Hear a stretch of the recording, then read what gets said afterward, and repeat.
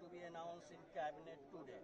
I want to say we are opposing the NEET right from the beginning. You know, the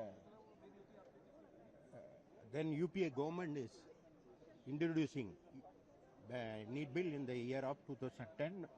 UPA government led by Congress. We are opposing not only the NEET, the high drama performing by Congress and DMK. Also, we are opposing the drama of Congress and DMK because Congress only, UPA government only introducing the NEET bill. The UPA government, the UPA government in 2010 was introducing the bill. DMK is also the part of the UPA government. So now they are performing the drama. We are opposing the drama also.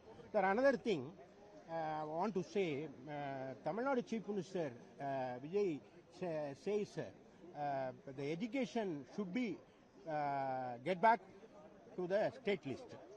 I am saying he shows he is a political beginner because Congress only took away the education to the central list.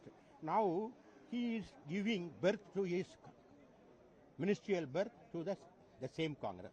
So that I am telling Vijay is the political beginner.